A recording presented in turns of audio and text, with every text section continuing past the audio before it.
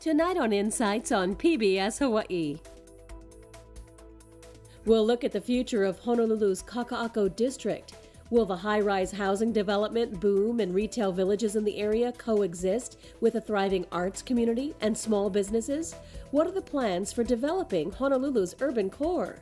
Now, live in our studio, our host, Dan Boylan. Aloha and welcome to Insights on PBS Hawaii. I'm Dan Boylan. The redevelopment of Honolulu's Kakaako district has been in the works for close to 4 decades.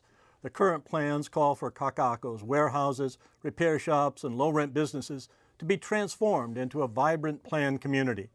Governor Neil Abercrombie's efforts to help realize this vision of a third city on Oahu calls for Kakaako's 450 acres to become a mixed-density, live, work, play neighborhood of parks, stores, preschools, senior centers, and restaurants. It will offer both upscale and workforce housing, and its current population of 10,000 will triple by the year 2030. Tonight we'll examine the plans for this new urban center, its impact on businesses, and its potential for the state's economic growth and job creation. Will the boom in development increase urban blight and create a flood of luxury apartments, or will it create an urban oasis that helps reduce traffic congestion while meeting Hawaii's demand for affordable housing? And will this massive undertaking potentially become the blueprint for other high-density development projects throughout the state? You can join our conversation by calling, emailing, or tweeting your questions and comments. The contact information you now see on your screen will be repeated throughout the program. Insights is also streaming live on your computer and will be posted on our website after the broadcast. The live stream is closed captioned, just like our broadcast. Now to our panel. Anthony Ching is the Executive Director of the Hawaii Community Development Authority. The HCDA is charged with planning and implementing community development programs for areas designated as community development districts by the state legislature. Tony is the former Executive Officer of the State Land Use Commission.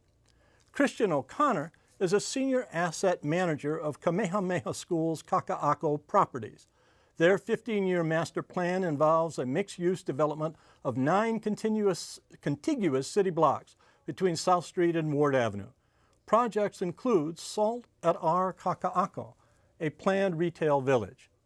Ralph Portmore has done urban and regional planning for numerous public agencies, private landowners, and military installations. He is a principal and senior planner with Group 70, the award-winning design firm of architects, planners, interior designers, and asset managers. Ralph was inducted as a fellow in the American Institute of Certified Planners in 2010.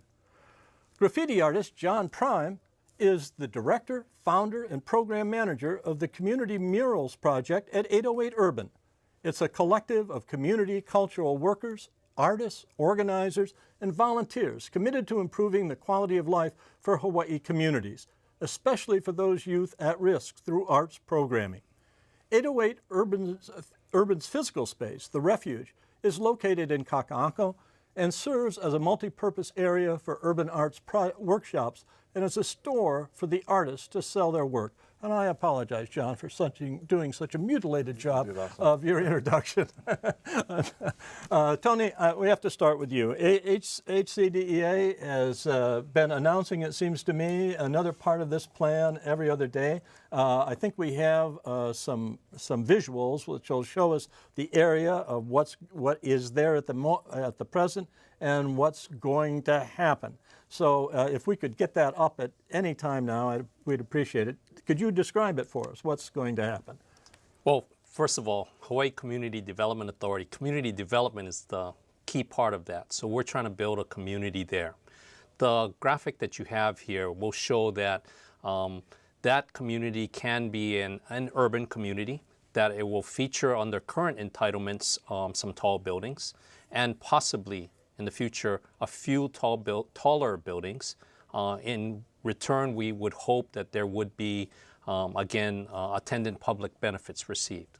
Tony, show if you can see that on the monitor. You can see the number of, I believe. Well, we don't have it on the monitor anymore. There it is.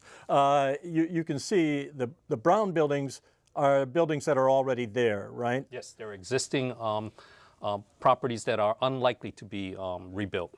And the blue buildings are, the tall blue buildings are all new, right? The tall blue buildings are consistent with our existing plan, so the maximum height of 400 feet, and they feature certain orientation and layout. But some of these are blue and yellow. And so the blue and yellow would indicate those, if our TOD plan is accepted, that those buildings could feature additional height, and they're location specific. And there are a lot of tall new buildings with yellow tops here in this visual, which means that a lot of those are going to go higher than anything we've seen before, right? That is the potential, but if you were to, on an average, look at what proportion of buildings might benefit from TOD and additional height and density, I think on the average it'd be 15 to 20% that would be affected. TOD means? Transit-oriented development. Because there are 2 transit stops, right, in this Kakaako area that is being redeveloped. Actually, with the addition of Aloha Tower, the Hiko power plant parcel happens to be a station and a part of our district. So technically 3. There are 3 stations along the way. Now, as I understand it, the plan is that, you know, we're talking about transforming this from right now an area that is, I don't know how to describe the area. I used to attend a bar there until the bar had to move and, on Friday nights. But it's like a light industrial, auto-focused retail area that's where you get your car fixed. It's where you go to a bar. You know, this is what it was really until recently. It started to transform a lot more rapidly than that now. But you know, it was that area. It's where you go purchase an automobile right now if you live in Hawaii Kai or anywhere else in town. But you know. Uniquely, this area also has over 110 acres of the 660 total, including our Makai area, is held by 2 entities. So it's very unusual in an urban context to have consolidated ownership, which would lend itself to continuity and consistency as we develop. And those 2 entities include? Kamehameha Schools. And you folks have? 54 acres, but 29 are currently entitled under HCDA's entitlements for 2,750 units, 550 which are scheduled for reserve housing. And where are those areas specifically? I mean, you know, the best way to describe it is South Street to almost toward, not quite past the Dodge Chrysler Jeep Fiat dealership on both sides of Ala Moana and back to where UFC Gym is today, all the way across to a large parking lot that has Eat the Street on it. So that's mainly warehousing. There's a park back there, right? Is Mother Waldron part of Waldron's, that? yeah, but that's part of the land holdings that are with HCA, the city and county, and other entities. Yes, Mother Waldron is jointly owned by the city and county, HCDA, and the Department of Land and Natural Resources. So this is one of the big landowners. Now, what's the second big landowner? That would be actually Victoria Ward Limited, which is a wholly owned subsidiary of Howard Hunt Development. Howard Hughes. I'm sorry. Good catch. Very good. Very good. He didn't get that award for nothing, you know. And does the Howard Hughes stuff run? So they're roughly from the Koalani or TJ Maxx and then Eva. Eva to right just before the UFC gym. So the UFC gym is kind of where, right next to UFC gym, there's another set of warehouses, and that's where the property line starts to divide between Kamehameha and Howard Hughes. Now, there's also going to be, as I see on the visual that you offered, there's also going to be a big building built beside Blaisdell Center too. That's in the planning, right? Well, again, the TOD overlay is a vision. And so it presents an opportunity, should the city choose to pursue it, that the Blaisdell might make a good location for to be remade, to be reinvented, and that reinvention was determined or conceived because it's currently Honolulu's premier gathering place. That's where our arena is. That's where our concert is. That's where it's next to McKinley High School, which has great legacy. It's almost at our city center, and so it's an important opportunity, and 2 blocks from a station. Now, what happens to Kakaako as it is at the present with places like the Refuge, places like some arts places, like the bar of mine that's already left, like so many other things? There's a community that's already there, right? Yeah, the community is pretty diverse. So what Christian did was he brought in all of these creative folks and kind of helped us collaborate, you know, and in places that we never thought we would collaborate. So as far as like the art community, it's much more than just the visual. It's the folks that do the cooking. It's the folks that, you know, do the planning. I mean, all of these folks are artists as well. And what we're finding is that we have more in common than we thought initially when we first came into the neighborhood. One night I'm trying to get to my bar, and you couldn't find a parking place because everybody's going over to the food trucks. There are a million food trucks over there. It's interesting you say that because Kakaako, prior to it turning into this industrial area, it was a workplace. Yeah, it was a place for all of these folks that worked at Pakaka, and you could smell the food. You could smell the Filipino food, Portuguese food. You know, it was a smell that we don't have anymore. And Eat the Street brought that back. So there's that essence of the past that exists today. And how often do they do that? Once a month. And rents at the present, of course, without new development, are pretty low, right? Come on, Christian, I'd say that the conditions are quite favorable because the term on some of these assets is diminishing rapidly, and so there isn't much time left before they go under a more aggressive construction. And so with that time horizon shrinking, the basically, if you got a couple months left, you can't put a lot into a space and make it up to something, you know, extremely nice, unless you're willing to let go of that. And so I think a lot of the community members that have come in have said, hey, we want to root here, we want to try something out, we want to test something, we want to be entrepreneurs and vanguards, and Kamehameha Schools has worked with them and accepted them and started to build a community upon these individuals that wanted to take a risk and try something. And I think what we're seeing is that some things are moving in such a direction that they can move into some of the assets that are coming along that are going to be redeveloped. Some are finding that there's other communities around Honolulu, urban Honolulu, that they'll be successful in because those rents will be stable and those uses are all starting to collect in certain locations. And then others are being shifted to alternate locations within the portfolio to grow them and continue to grow those businesses. Actually, I think Kamehameha's plan envision new development and a term that's called adaptive reuse. That's right, Tom. So that adaptive reuse is an opportunity, actually, especially as the community changes, to see what can work, to test out new activities. And I have to give props to Kamehameha in that they've encouraged a new energy in the area with activities such as Eat the Streets, night market, Honolulu night market, and just the choice of tenants and the willingness to again engage with local artists or if not just creative people, and it's just created a bunch of energy. So Kakaako is more than street murals. It is more than just retail. It is realizing again that vibe, that energy that great cities have and thrive on. But it's uniquely an urban island culture that's developing that is uniquely Kakaako. And it's this community that's collected together of these disparate voices that are all very creative, that are generating a cultural kind of urban experience that's unlike anything in any city, and that's rooted in the cultural history of the land and the place and the Hawaiian people. And it's beautiful. And Ralph, how, as a planner, I mean, excuse me for being a cynic, but when the governor says this third city is going to be a mixed density live, work, play neighborhood, how can you plan a mixed density live, work, play? How can you guarantee that kind of community is in fact going to develop? I think that's the core question.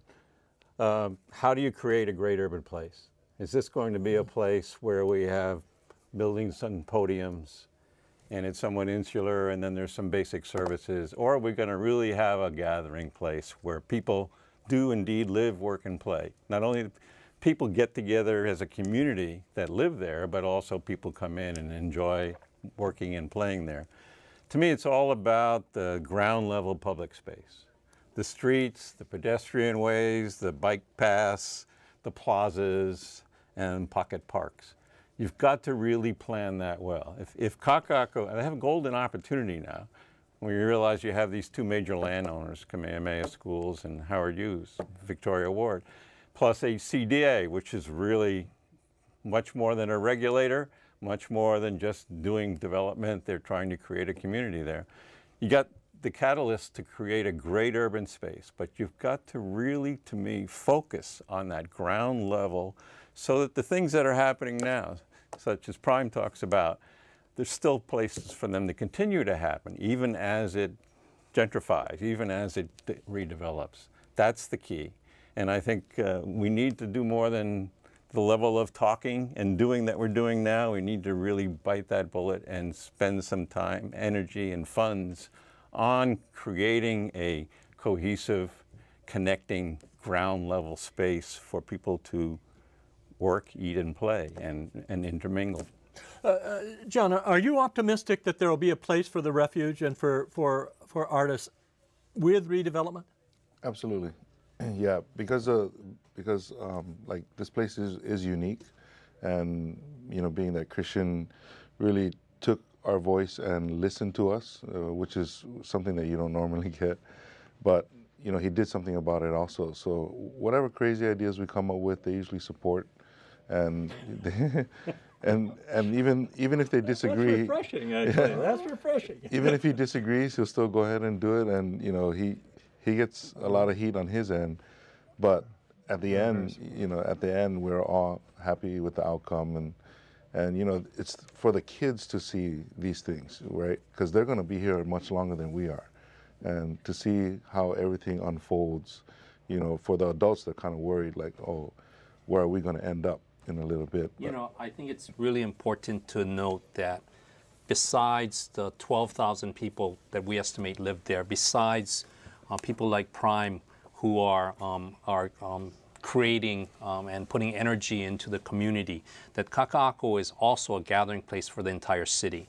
So we have a harbor there, we have 50 acres of parks there, and that's not just used by the residents. And so I think the important thing to consider is that whatever we do, that again, our audience is not to create an exclusive community where you have boundaries and okay, only if you live here that everybody is going to be utilizing the services in Kakaako, and it should be accessible to much. And I think you know, John's work, and again, I have to give props. Developers typically do not support arts. Developers are typically in for the short run. Let's get that built and let's go. Okay, so now we have energy. And so if people were to be asked, hey, do you want to live in a really ritzy tall tower in Kakaako? Or if you said to them, hey, how about living in Kakaako? There's so much things happening there. You can walk to work, you can participate in the night market, you can go to the park and hang out. I mean, it's so much there. So what is going to be that answer? It's going to be a no-brainer. It's the community, the activities, the energy that John's people and and the kids that are learning what it's like to live in a city and have activities outside of your four walls that you might call home. But Tony, I still go back to asking, and maybe it's a question for you, Ralph, how do you plan that in? How do you plan that sense of place? How do you plan that activity once the redevelopment takes place, the buildings are up? The community life is going to be based on what's on the ground floor, right? Yeah, and what's in the street, and what kind of streets they are, whether they're traffic congested streets or whether they're walkable streets, and who plans that? But as I'm saying, you need to reverse the process. Not once the buildings are up, what happens? You've got to plan those ground level spaces before you build the buildings. Well, I think there's two things going on.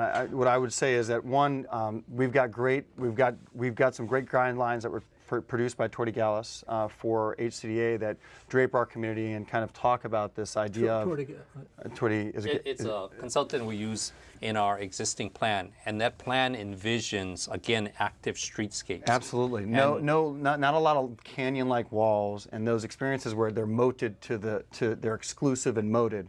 It's more, stoop living, urban townhomes, a retail on the street, where you're parklets, where you're walking through and actually walking through a dining experience and hearing, and you can just imagine the tinkling of the glass, the laughter. It's vibrant, it's alive, the streets are alive, it's safer that way, and that's the kind of community that Kamehameha Schools envisions, and I think generally that's the community that Howard Hughes envisions as well. So I would hope that Ralph would, the true test. So Ralph has a background that he would look at the rules that we have in place.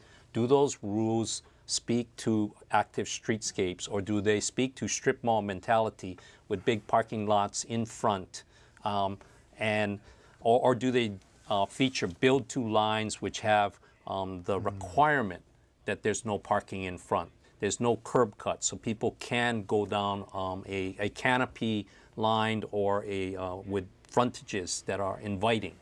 Truly, that would make it easier to get around, or it would be more efficient, quickly apparent. I have a question. Let me ask you. Have you looked at those rules? Yeah, we're all talking the same thing. We all think the same way. I totally like what Kamehameha Schools is doing, what Howard Hughes did in their plan, what HCDA is doing, especially with their 2011 redo of the plan and the rules. What I'm concerned about is, you look at public plazas, for example. Tamarind Square works. Others don't. It's hard to create that public space that works. It isn't just in rules. That's right. It's in programming, it's in community development. I mean, I would like to see a chunk of money put down by Kamehameha Schools and Howard Hughes and HCDA and the city. They all get together and say, we're going to plan right down to details and execute a ground level plan that's going to make this really a great urban space. The original plan for HCDA had this grand vision of we want to preserve all the industrial, so we're going to have platforms at 45 feet. Well, it never happened. This was 76 years ago, right? Or, 40 years ago. 30 years ago. I'm sorry. I'm thinking about 1976. 1982 it was adopted, yeah. Okay. It takes, and everybody thought that was a good vision. I personally thought, I wasn't sure how it would ever happen, and it didn't happen. I think we have a vision now that can happen, but it's going to take hard work to make it happen. Absolutely. And it really should be getting down in the ditches and getting dirty. Kamehameha Schools, Howard Hughes, and HCDA, and the city, because the city owns the roads. So they all ought to be getting down there and working on it. And the first street that we're going to be looking at that transformation to prove the point would be Oahu. Right, that's exactly it. Okay, so transformation of Oahu to feature. I mean, I have these great shots of Oahu, and you look at it during the day, and there's nobody there. It's too hot. There's no activities. It just is not conducive. It's getting better, though. Okay. Yeah. So, but then the transformation and the being able to work with Howard Hughes and Kamehameha, because they pretty much have Oahu all locked up. Okay, so. Wait a our minute. rules. Excuse me a minute. Where's Oahu? I'm not sure. Oahu Street is right next to Ala Moana Boulevard. So when you're going down past the former CompUSA, where the collection's going to be, it's on that. We're Water Entertainment Center. So it ends at Restaurant Row on one side, it terminates at Hokua at the other side. So it's not a major through arterial. Right, no. It's really street. Yeah. It's your walking boulevard, your pedestrian experience where you can walk from one part of the community to the other. You can go in restaurants and shops. You can go into your grocery store at some point. So there's agreement amongst the two major landowners that this should be, instead of seeing cars going whizzing by at 40, because that street is meant for 40. I mean, it says 25, but it's really 40. You know, just to and go to transform it. Yeah, and we've already, like, Kamehameha Schools has already embarked on efforts where we created a parklet contest and we had people build parklets. And then during the night market, when the street is closed, so there's no vehicular traffic, we put the parklets out in the parking spots so people could experience them and see them and touch them and feel them. And we worked with UH to do that. So we're working on activities and events. There was just Complete Streets that HCA was a part of, and Kamehameha Schools was as well, and that was an example of roundabouts and different experiences. So I think we're pushing forward. I'm obliged to be optimistic, Ralph, and the reason because one street By the way, agreement. I'm a retired partner at Group 70. I'm not a partner there anymore, and I'm really here as a planner. I'm not here representing Group 70, as proud as I am of being part of that family. So if anybody takes any offense at anything I say, please don't take it out on Group 70.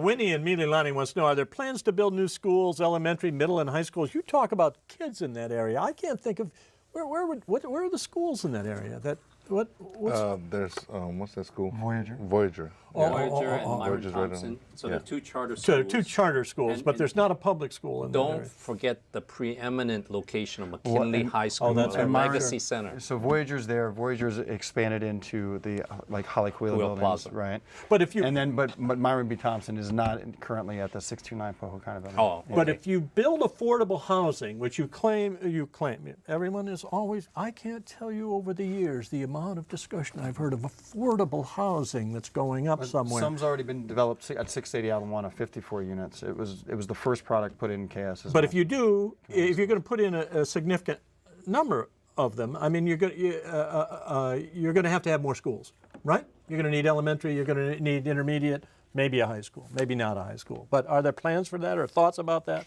down the road? Or Okay, so the school first.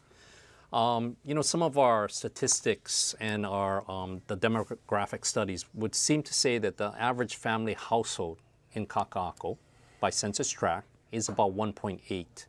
So actually, we don't see, I mean, that number doesn't Right tell now. you that there's a lot of kids there, okay? The census information, again, and materials from our EIS would seem to show that there currently is capacity at some of the area public schools. Now, notwithstanding that, I think with some of the workforce housing that we're putting in, and there's an opportunity for upwards of 2,000, over 2,000 of those units. And so I'd expect that there would be kids. So we need to do something. So we're working specifically with DOE on an initiative that is before the governor for 21st century schools to demonstrate that concept. And so the 21st century school is a reinvention, and school would then be as a more connected 24 by 7 type of operation with community. So yes, I do expect that the development of school activities and programs will be a part of it. McKinley is there, and that's a logical site where further growth can be done. But that really is DOE policy, and we need to work closely with them as to how they see the schools coming out. can the panel define what affordable is? I make $45,000 per year and will not be able to afford to live in Kakaako anymore after this redevelopment. Is that true? I'm going to have to dispute that. Currently, a project that's we're putting up is Haleakala Place, 204 affordable rental units, meant and targeting families earning, family of 4 earning about $50,000 or less. Okay, so that's 60% of the area median income. Those units are studios 1s, 2s, and 3s. Okay, so space to grow. 204 under construction now, should be topped off in August. And then we have other projects, or project sounds bad. We have other developments on 801 South Street. Again, 635 units that are priced to for families, again, studios 1s and 2s, up to $120,000 family income. Now, it's important to remember that we must all be a part of the solution. So you envision a housing ladder, and it might be luxury, market, right, workforce, affordable, low income, and very low income. Very low income is public housing. Low income would be something like 60% of area median income. Affordable might be to 100% of area median income. Family of 4 making about $87,000. Okay, so again, if I've looked at the numbers, and actually at the end of this build out with all the pipeline projects, we might have 6,500 market units. And the expectation is that or the numbers will be that we have 4,500 affordable or moderate units. And I'm not even counting the houses at Sheridan Track.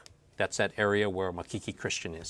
So we have a bunch of a blend, and it is really a mixed income community. Do you like the blend?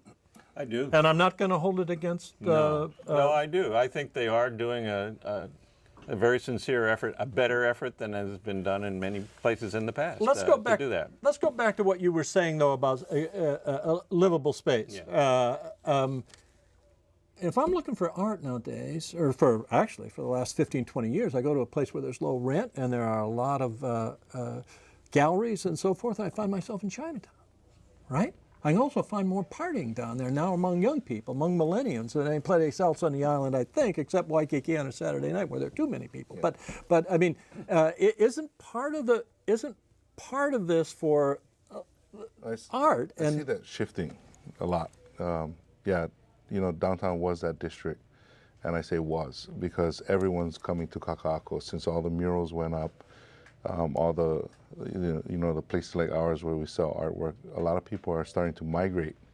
I noticed a lot of tenants that I remember from Chinatown. They're in our neighborhood. Oh, are now. they really? So I'm like, hey, what are you guys doing here? It's like, oh, it's tough because it is a party scene.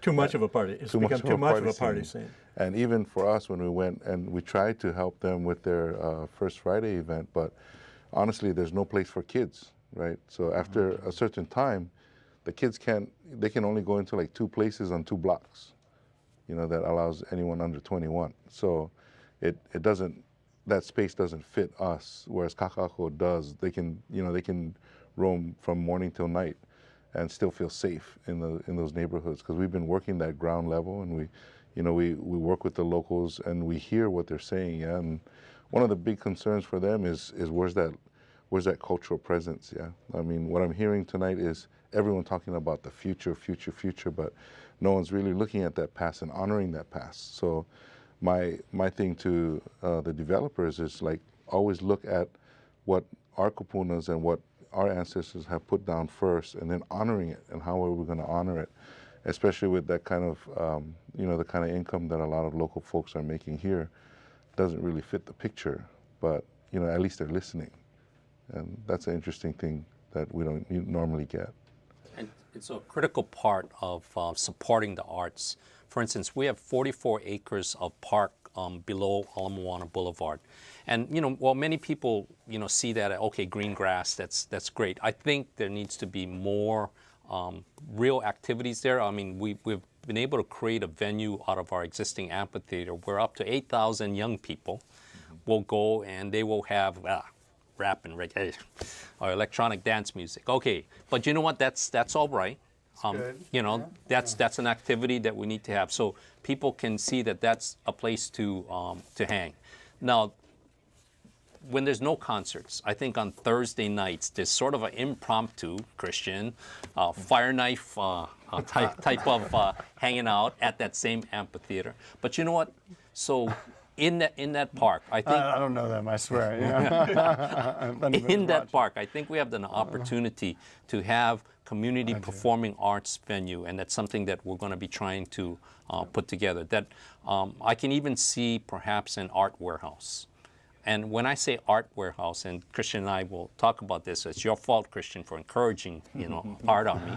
I think we really have to look at how can we enliven and give venues for on a stall basis even, for artists to work out, and that it can double as a community facility, because then art is community, But Tony, you talk as though you can create the venue, right? It seems to me that a lot of it is still, and you're saying you can plan it. Seems to me a lot of it is still accident, and it's the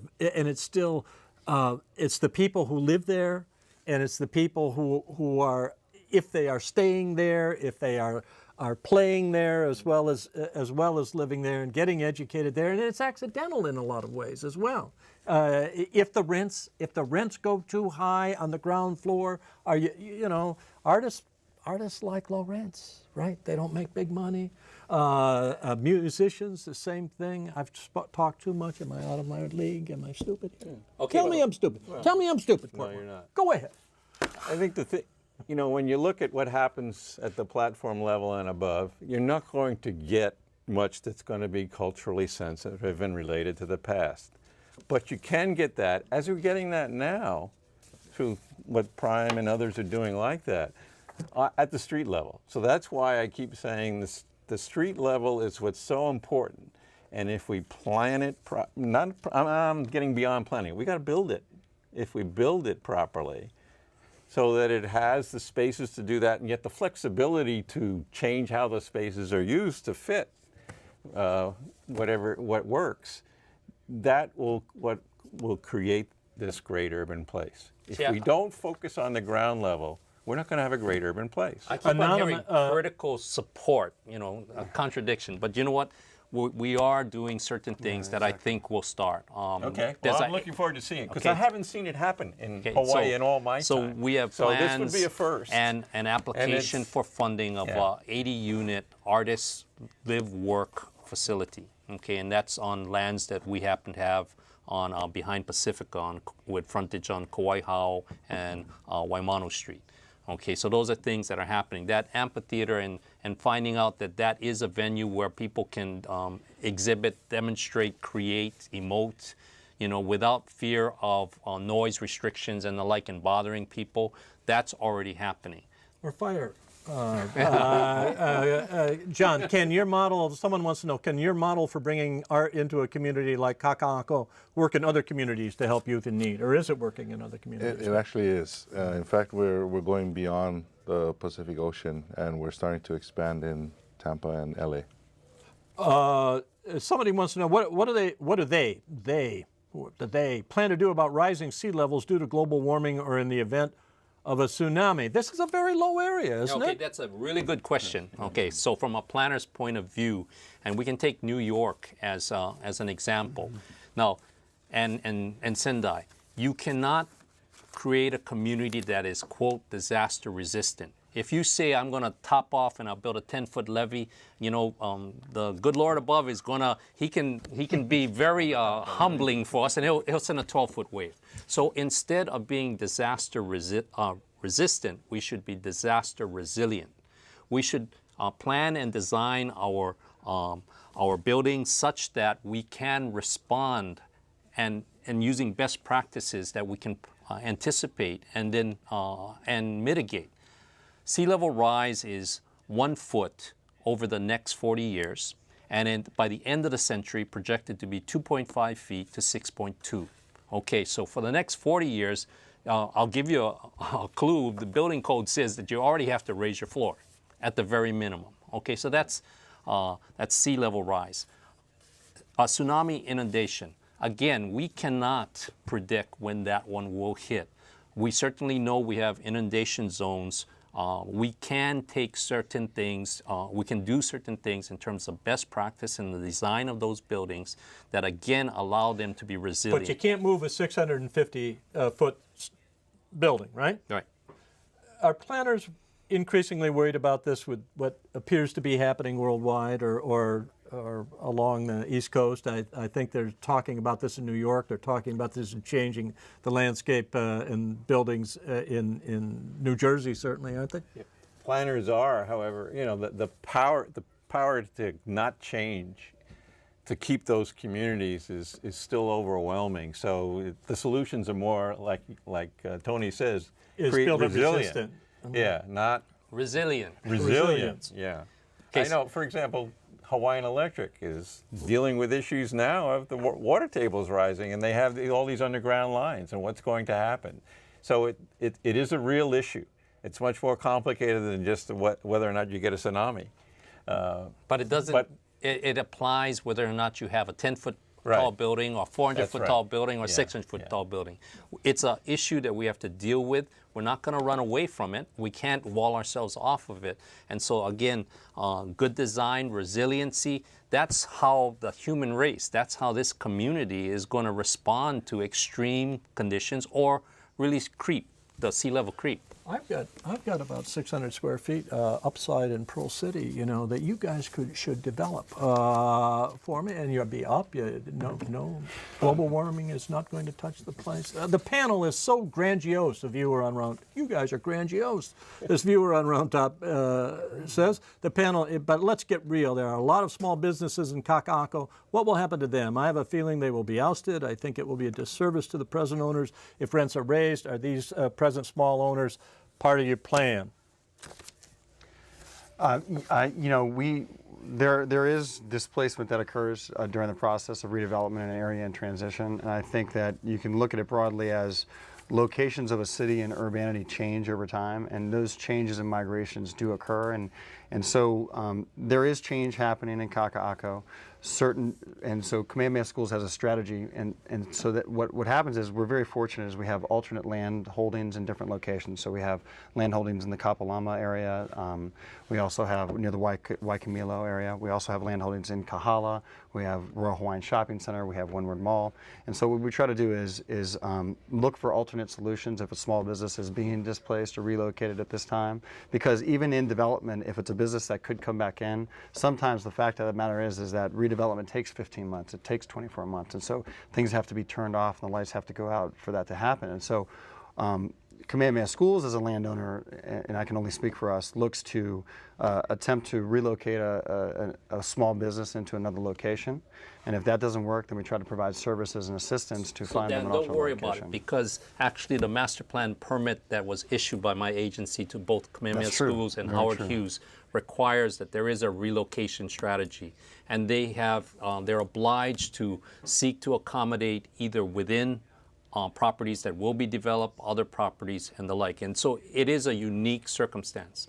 The other thing to remember is that there are certain parts of Kakaako which aren't owned by Howard Hughes or Kamehameha. And they're small landowners. And actually, it's in an area bounded by Cook on one side and Pensacola or Pecoy on the other side, and Kapiolani and Queen Street. Now within that area and those types of holdings, our TOD plan does not change heights, does not do anything that, we don't anticipate that there would be that kind of big change in terms of the character of those neighborhoods. Ralph, I thought you wanted to say something. Yeah, underlying relocation strategy. It's exactly going to happen. What is going to happen in Kakaako is pretty much as the gentleman from Round Top says, over time.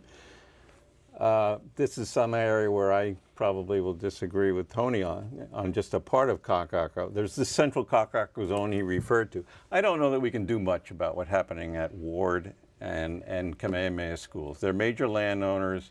They're going to be redeveloped. But we have this whole major area of very small properties. It's called the Central Kakaako Zone. The policy is to support continued operation of service businesses, including light industrial uses such as repair shops, small manufacturing, and distribution, as well as residential mixed use. Now, I would say cross out as well as residential mixed use. With all the development that can happen on Ward and Kamehameha Schools, that area should be locked in as a light industrial service area. I walked it before this last week. It's vibrant. You know, it's not pretty. It's getting prettier with the artwork, but it's not pretty. The streets are crazy, but at the same time, people aren't getting run over and cars are not crashing into each other. Maybe because the roads are rather narrow, aren't they? And right, well, some of those and then there's a lot of cars parking on the road. And you know, on that matter. No, and those services are so important to people. I mean, I just hear from somebody who used to take their car down there, and now they got to rent the car to go out and take their car out to Motorola. Wait a minute, Tony. I want to bring up another point that they should lock in low height, low density, and transfer the density rights to these iconic buildings that the governor wants to build. That's a perfect segue because our current rules allow all three of those items. In fact, more. So allow, but not. But we don't force. We don't force. You're okay. still allowing the mixed use, this controversy with the tower next to the Imperial Plaza, right? So, somebody is in this area. talking about just let basic that process work out. basic services. One, I can't find the comment now, but one caller said we need a food store in the Kakaako area. There's no food store. I mean, it's and we call it a desert right now, and we're working very diligently to find that opportunity with the appropriate entity to come in and do that. That would be great to be able to provide that in our Kakaako if we could. And what about but when all this happens, will you folks find yourself trying to look for a place with better? I mean, you know, Kahala Mall doesn't seem like a place for the refuge, right? I mean, that's owned by you guys. That doesn't seem like the refuge. That was our biggest concern when we first, agreed to come into the neighborhood. Is like, okay, that's good. We're going to be here for this amount of time, but what happens after? And it was up to us to decide. Either we do it or somebody else is going to do it. And so we decided to do it and let everything happen organically, which is what's happening right now. So you knew the risks. We knew the risk coming in. That the leases come to an end. Yes, yeah. But and redevelopment will take place. But at the same time, we're experimenting. Yeah, so we're trying to create something that would validate our presence, and I think that's what we're going through right now, is that validation process, like why we belong here in Kakaako. And just again to go back to what he said, as part of it, we do try to relocate within Kakaako. If that doesn't work, and there's not the appropriate space or type of use, then it's external to Kakaako, and then if that doesn't work, we provide a system. So with Prime, we're trying to find opportunities to continue to cultivate and grow the community, and that does continue to happen as the master plan unfolds. Ralph, give me a thought on this. Plans to build a third city. What about completing the plans and following through on all the promises made when the second city was built out in West Oahu? It seems to me that when we were talking about whether to build rapid transit rail or not, many times over the last few years here, there was always the discussion that the transit-oriented development was going to be taking place at these stops. Not in Kakaako. I don't remember Kakaako ever being mentioned. What I heard over and over again was that it was going to determine development all along that 20-mile corridor, whatever it is. Well, the city is doing TOD plans for each station area. But nothing on this scale. No, well, see, I'm not sure when they talk about TOD and Kakaako, to me the existing plan is a TOD development. I mean, it's at that intensity, it's at that mixed use. I'm not sure. It's higher intensity than any of the TOD plans for any of the other stations and for most stations at mainland transit stops. So to talk about TOD-oriented, transit-oriented development in Kakaako, I'm not sure. It really makes a lot of sense. It's a fact that, and you can draw a particular walk, not as the crow flies, but along sidewalks, that you can go 5 minutes, 10 minutes, 15 minutes walk from the transit centers, and you find that you're almost at Ala Moana. You're in downtown, okay, or you're at the beach. Right. It doesn't need. It's perfect for that. Now, I actually want to introduce a new term. Instead of transit-oriented development, it's actually pedestrian-oriented development. Because if you look at it in the rules that we placed, the notion that we should have a fine-grained street network, instead of big, long blocks along Oahu, that you would chop it. And that would have the ability with more intersections, that kind of density, that you would, again, you would be discouraging people from driving, quite frankly, because you could walk or bike just as fast, if not fast, more efficiently. And because, again, a section of what we're trying to do, parking and transportation demand management. If you look at our plan, we don't just talk about, hey, let's make the tallest building that we possibly can. That actually is a very minor discussion, and it only talks about how it can benefit the community, and that's the only time you give height. The bulk of the plan talks about complete streets. It talks about how transit works. It talks parking and transportation demand management. It talks about urban design, that instead of just focusing on having only tall towers, that you would have townhouse types of mid-level types mixed in. And so you can have more efficiency without producing that wall situation. Our roads aren't built for the traffic already, and they want to add all these new buildings, fix our roads and traffic first. I don't think Jen's asking a question. She's making a comment there. Revitalization of Kakaako. How are people not living in the area supposed to visit Kakaako when there are no plans for parking in the area? Thus far, the plans being presented assume that everyone will be either living in the area using mass transit or a bus or a bicycle to get into Kakaako. How realistic is this? Is that really a... I mean, I just we want have a parking plan. Yeah, there's a parking plan, and also, you know, with Salted Our Kakaako, which is about 80,000 square feet of retail, community-oriented service retail for a lot of the units that are coming in our phase 1, which is approximately 1,100 units. It starts with the collection, which will be coming announced for sale shortly.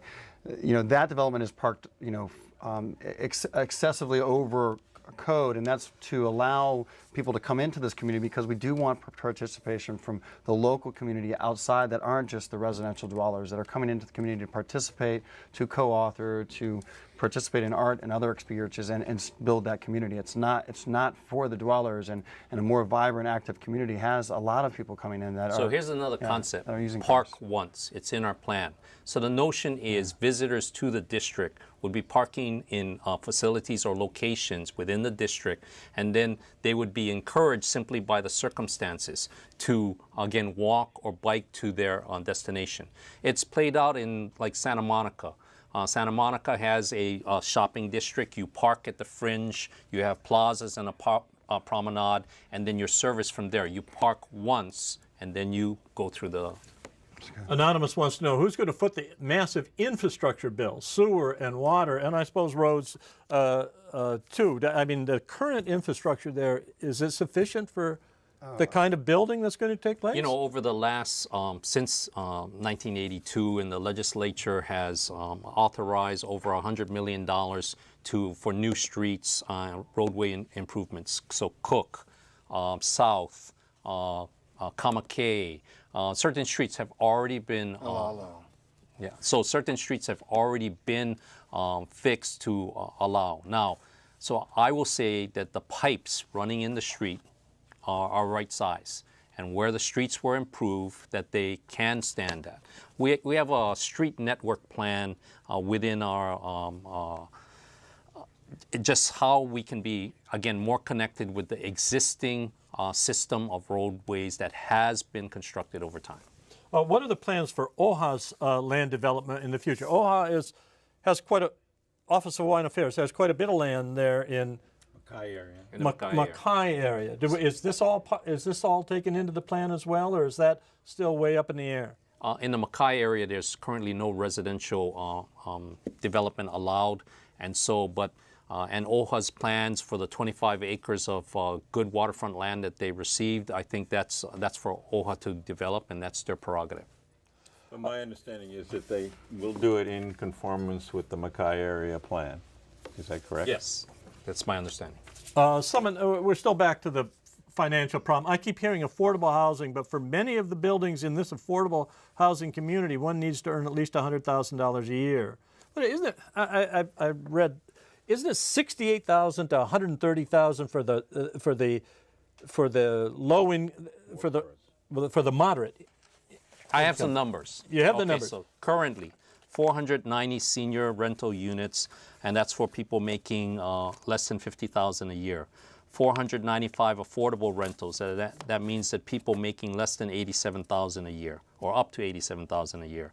497 what we call workforce or reserve housing, moderately priced, and that's for those in 87 to 120. Now, the new projects that we're looking to build, 360 affordable rental units, and some of it is that 204 that's coming up, and that's for people making up to $87,000 a year. And that's families of four that I'm quoting for. Again, 804 workforce rental units, and that's from between 87 and 120. Other workforce, about 1,210 workforce units for sale. And again, that means from 87 to 120. Now, the important thing to remember, go back to that ladder of housing. Where did these people live before who are purchasing at 801 South Street? They lived in their parents' place. They lived in in a different type of rental situation. They're going up for a for sale gap group. That means they leave space on that housing ladder for others then to take place. We all have to be a part of the solution, not expecting that HCDA or Howard Hughes or Kamehameha are going to fire one silver bullet and all our problems go away. We all try to elevate people on that housing ladder, and we do our best we can. Do you remember a futurist named Dater, Jim Dater? Yes. At the university? I think we all remember Jim Dater. I took classes from him. Dater's worried that they're going to end up being empty, towering monuments to our irresponsibility toward future generations. I believe in an essay he wrote that we're playing, by building all of this, these huge high-rises, we're playing Russian roulette in an economic, energy and environmental casino, which we can't predict. Where are the people? You're saying we all got to do. Where are the people going to be who are going to live in this, in all of these things? Everyone that opens up that's selling out. You know, I don't know what he's talking about. There's tremendous demand for a multitude of products. There's pent-up demand, and let's look at it this way. When government wants to build housing like Haleakala Place, we have to assemble all the money beforehand. It doesn't get built unless you have all the money, so we build it. Now, our market housing project needs to have a certain level of pre-sales in order to go and be real. So if you see it coming up, they're going to finish building it. Yeah, but Tony, just really quick. We're down to 1 minute. I just want to say there's demand. People want to live in the urban core. It's the place to be. You can walk to work. It's a healthier lifestyle. There's more people to collect with, more community to participate in. It's a better experience, and I think there's going to be demand for it long term. If this becomes a great urban place, people will come. That's right. They will come. That's right. These are all planners. I'm going to ask you, as Mr. Everyman here, John, are you optimistic about Kakaako's future? Honestly, I am. Yeah. I mean, we all share the same concerns as other residents, but we are the people. And like, Tony was saying, we got to make it happen. We got to look for the solution and work towards that solution instead of keep identifying the problem. I like his point of view. The planners, you never know. Thank you very, very much for being with us. It's been very enlightening and very informative. Next week, Insights poses the question, is Hawaii losing its middle class? Is the price of paradise too high for Hawaii's middle-income residents when confronted by higher food and housing costs, a challenged public school system, and few professional opportunities in a tourist-driven economy? That's next time on Insights on PBS Hawaii. I'm Dan Boylan. Ahui ho.